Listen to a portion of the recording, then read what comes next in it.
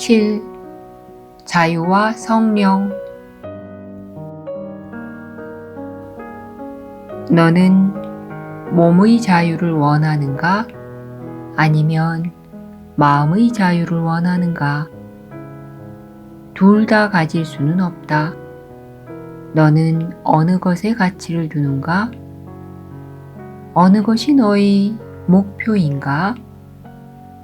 너는 둘 중 하나는 수단으로, 다른 하나는 목적으로 볼 것이다.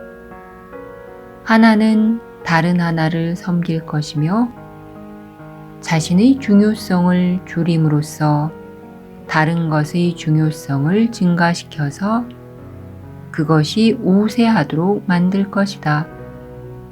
수단은 목적을 섬긴다. 목적이 이루어짐에 따라 수단의 가치는 감소하며 더 이상 기능이 없다고 인식될 때는 그 가치가 완전히 사라진다. 모든 이가 자유를 갈망하여 찾으려고 한다. 하지만 그는 자유가 있고 자유를 찾을 수 있다고 믿는 곳에서 자유를 구할 것이다.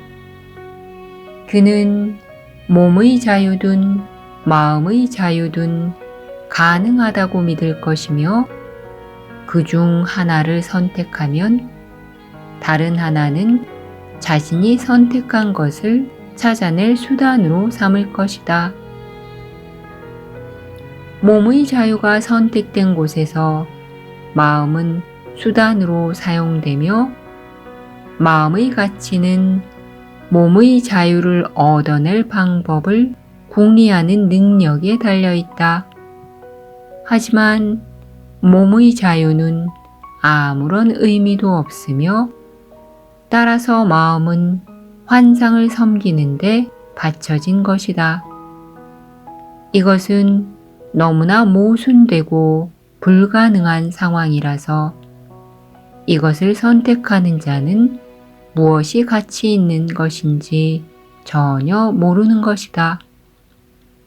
하지만 너무 심각해서 말로 설명할 수도 없는 이런 혼란 가운데서도 성령은 자신을 창조하신 분의 사랑을 확신하는 만큼이나 결과를 확신하면서 부드러운 인내로 기다린다. 성령은 이런 미친 결정이 사랑이 사랑 자체에게 소중한 만큼이나 그의 창조주께 소중한 자에 의해 내려졌음을 안다. 하느님이 사랑하시고 영원히 자유롭게 하시려는 자 안에서 성령이 어떻게 수단과 목적의 역할을 그리도 쉽게 바꿀 수 있는지 생각하느라 불안해하지 말라. 오히려 내가 성령의 목적을 섬기는 수단이 될 수 있음에 감사하라. 이것이 바로 자유로 이끄는 유일한 섬김이다. 이러한 목적을 섬기기 위해서는 반드시 몸을 죄 없다고 지각해야 한다. 왜냐하면 목표 자체가 죄 없음이기 때문이다. 용서하는 눈앞에서 증오가 감사로 수월하게 바뀌듯 반대가 없으면 수단은 목적으로 부드럽게 전이된다. 너희의 몸을 오로지 죄 없는 자들을 섬기려고 사용할 때 너희는 서로에 의해 축성될 것이다. 그리고 너희는 너희가 치유하려는 마음을 섬기는 몸을 증오할 수 없을 것이다.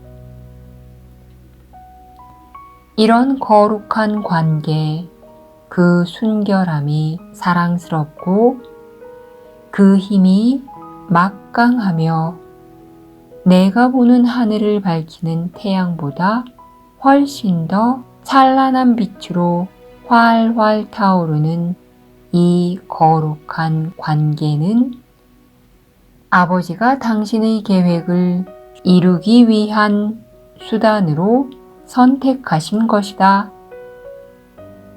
그 관계가 너희의 계획은 전혀 섬기지 않는다는 것을 다행으로 여겨라. 그 관계에 맡겨진 것은 아무것도 잘못 사용될 수 없고 그 관계에 주어진 것 중에 사용되지 않을 것은 아무것도 없다. 이런 거룩한 관계에는 모든 고통을 그 형식과 상관없이 치유할 권능이 있다. 너희 둘 가운데 누구도 혼자서는 그러한 역할을 할 수 없다. 오로지 너희의 결합된 뜻 안에만 치유가 있다. 바로 그곳에 너희의 치유가 있고 바로 그곳에서 너희가 속죄를 받아들일 것이기 때문이다.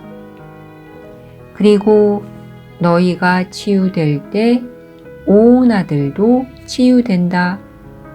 그때 너희의 뜻은 결합되어 있기 때문이다. 거룩한 관계 앞에 죄라는 것은 없다. 잘못의 형식은 더 이상 보이지 않으며 사랑과 결합된 이성은 모든 혼란을 조용히 바라보고는 그저 이것은 하나의 실수였다 라고 말한다. 그러면 너희가 너희 관계 안에 받아들인 바로 그 속죄가 잘못을 교정하여 그 대신에 천국의 일부를 놓아둔다. 이와 같은 선물이 주어지게 한 너희는 얼마나 축복받았는지 너희가 가져오는 천국의 부분들마다 전부 너희에게 주어진다. 너희가 가져오는 영원한 빛으로 다시 채우는 천국의 빈자리들이 이제 모두 너희를 비춰준다.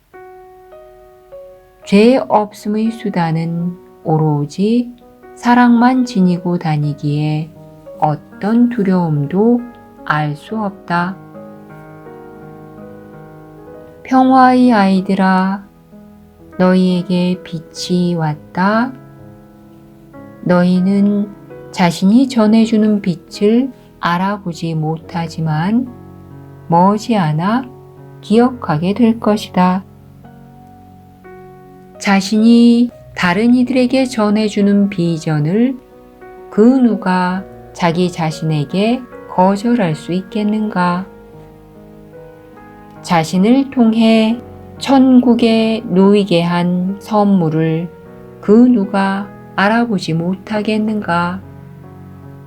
내가 성령을 온유하게 섬긴다면 그것은 바로 너 자신을 섬기는 것이다. 이제 성령의 수단인 너희는 성령이 사랑하는 모든 것을 사랑할 것이다. 너희가 전해주는 것은 영원한 모든 것에 대한 기억이다. 시간 안에 있는 것의 그 어떤 흔적도 초시간적인 것을 섬기는 마음 안에 오래 남아있을 수 없다. 그리고 그 어떤 환상도 평화의 수단이 된 관계의 평화를 깨트릴 수 없다. 어떤 잘못도 제외하지 않고 그 무엇도 감추지 않는 완전한 용서로 서로를 바라볼 때 너희가 간과할 수 없는 어떤 실수가 있겠는가?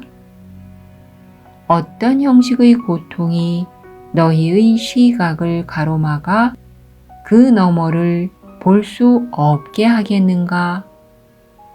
어떤 환상이 있어 너희가 그것을 단지 하나의 실수, 전혀 두려워하지 않고 통과할 수 있는 그림자로 인식할 수 없겠는가?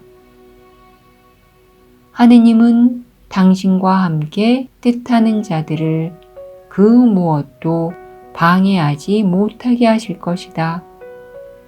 그리고 그들은 자신의 뜻이 곧 하느님의 뜻임을 인식할 것이니 그들은 하느님의 뜻을 섬기며 또한 기꺼이 섬기기 때문이다.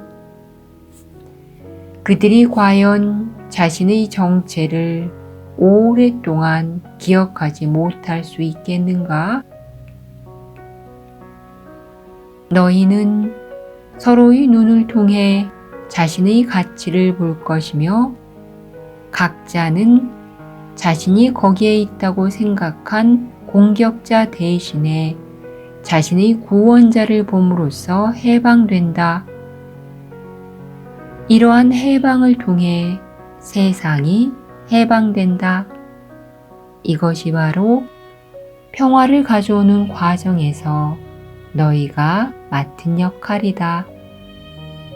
너희는 여기에서 자신의 기능이 무엇인지 물었고 그 대답도 들었다. 그것을 바꾸려 하지 말고 다른 목표로 대체하려 하지도 말라. 오로지 이 기능만이 너희에게 주어졌다.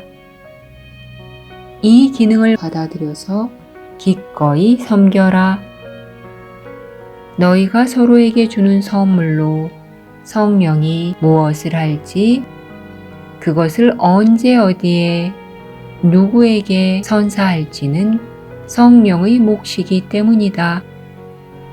성령은 그 선물을 그것을 받아들이고 환영하는 곳에 선사할 것이다. 성령은 그 선물 하나하나를 평화를 위해 사용할 것이다. 작은 미소 하나 혹은 작디 작은 실수를 간과하려는 용의 하나라도 전달받지 못할 자는 아무도 없을 것이다. 아버지가 자애롭게 사랑하시는 자를 바라보는 것이야말로 보편적인 축복이 아니겠는가? 용서의 확장은 성령의 기능이다. 그것을 성령께 맡겨라. 너희는 그저 확장될 수 있는 것을 성령께 드리는 것에만 신경 써라. 성령이 사용할 수 없는 그 어떤 어두운 비밀도 남겨두지 말고 그가 영원히 확장할 수 있는 작디 작은 선물을 드려라. 성령은 선물을 받을 때마다 그것을 평화를 위한 막강한 힘으로 만든다. 성령은 그 선물을 아낌없이 축복할 것이며 어떤 식으로든 제한하지도 않을 것이다. 성령은 하느님이 주신 모든 권능을 그 선물과 결합하여 작은 사랑의 선물 하나하나를 모든 일을 위한 치유의 근원으로 만들 것이다. 너희가 서로에게 선사하는 작은 선물 하나하나가 세상을 환히 밝힌다. 어둠에 대해서는 신경 쓰지 말라. 어둠에서 눈을 돌려 서로를 바라보라. 성령으로 하여금 어둠을 물리치게 하라. 그는 빛을 알며 너희가 서로를 축복하는 믿음과 신뢰의 조용한 미소 안에 그 빛을 부드럽게 들이워 놓는다. 너희 배움에 세상의 안녕이 달려있다. 내 뜻의 권능을 부정하는 것은 단지 오만일 뿐이다. 하느님의 뜻이 무력하다고 생각하는가? 이것이 겸손인가? 너는 이런 믿음이 무엇을 초래했는지 보지 못한다. 너는 자신이 취약하고 무력하고 쉽게 파괴되며 너보다 강한 수많은 공격자들의 처분에 달려있다고 본다. 이런 잘못이 어디에서 비롯되었는지 똑바로 바라보자. 여기에 하느님에 대한 두려움을 바위처럼 요지부동으로 묶어두는 듯한 육중한 닻이 묻혀있기 때문이다. 이러한 잘못이 남아있는 한 하느님에 대한 두려움은 그렇게 보일 것이다. 그 누가 하느님의 아들을 공격하면서 그의 아버지를 공격하지 않을 수 있겠는가? 그가 약하고 무력하며 쉽게 파괴될 수 있다는 것은 그의 아버지도 그렇다는 뜻이 아니겠는가? 너는 내가 지각하고 당연시하는 모든 죄와 정죄가 곧 너희 아버지에 대한 공격임을 보지 못한다. 그리고 바로 이것이야말로 죄와 정죄가 일어난 적도 없고 실제일 수도 없는 까닭이다. 너는 아버지와 아들이 분리되어 있다고 생각하기에 내가 바로 이러한 시도를 하고 있다는 것을 모른다. 그리고 너는 두려움으로 인해 그들이 분리되어 있다고 생각할 수밖에 없다. 우주의 위대한 창조주의 권능을 아는 너에게는 창조주를 공격하는 것보다는 다른 사람이나 너 자신을 공격하는 것이 더 안전해 보이기 때문이다. 내가 하느님과 하나이고 그러한 하나인 상태를 인식한다면 너는 하느님의 권능이 곧 너의 권능임을 알 것이다. 하지만 내가 어떤 공격이든 의미가 있다고 믿는 한 이것을 기억하지 못할 것이다. 공격은 아무런 의미도 없기에 어떤 형식을 취하든 정당한 근거가 없다. 공격이 정당한 근거를 가질 수 있는 유일한 방법은 너희 각자가 상대방과 분리되어 있고 너희 모두가 창조주와 분리되어 있는 것이다. 오로지 그럴 경우에만 피조물 전체를 공격하지 않고 한 부분만 공격하는 것, 아버지를 공격하지 않고 아들만 공격하는 것, 너 자신을 공격하지 않고 다른 사람을 공격하거나 다른 사람에게는 고통을 주지 않으면서 너 자신을 해치는 일이 가능할 것이다. 너는 바로 이런 믿음을 원한다. 하지만 안전하게 공격하겠다는 열망 외에 도대체 어디에 이런 믿음의 가치가 있겠는가? 공격은 안전하지도 위험하지도 않다. 공격은 불가능하다. 이것이 그런 이유는 우주가 하나이기 때문이다. 우주가 우주를 만든 이와 분리되어 있다고 보기 위해 공격할 필요가 없다면 너는 우주의 실제성을 공격하겠다고 선택하지 않을 것이다. 이런 식으로 마치 사랑이 공격할 수 있어서 무시무시하게 되어버린 듯하다. 오로지 다른 자들만이 서로 공격할 수 있다. 따라서 너희는 너희가 공격할 수 있기 때문에 다를 수밖에 없다고 결론 짓는다. 하지만 성령은 이것을 다르게 설명한다. 너희는 다르지 않기 때문에 공격할 수 없다. 오로지 다른 자들만이 공격할 수 있다면 어느 쪽 입장이든 논리적인 결론이다. 어느 하나의 견해를 주장할 수는 있지만 결코 둘 다 주장할 수는 없다. 어느 것이 참인지 결정하기 위해 답해야 할 유일한 질문은 너희가 과연 다른지 여부다.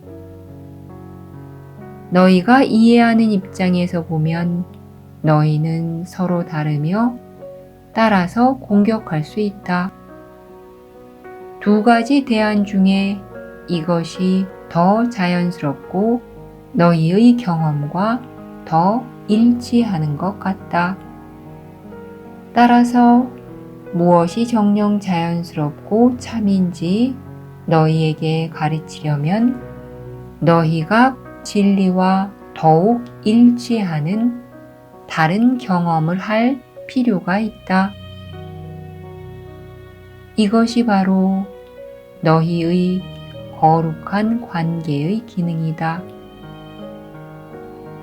너희 중 하나가 생각하는 것을 다른 하나도 함께 경험할 것이다.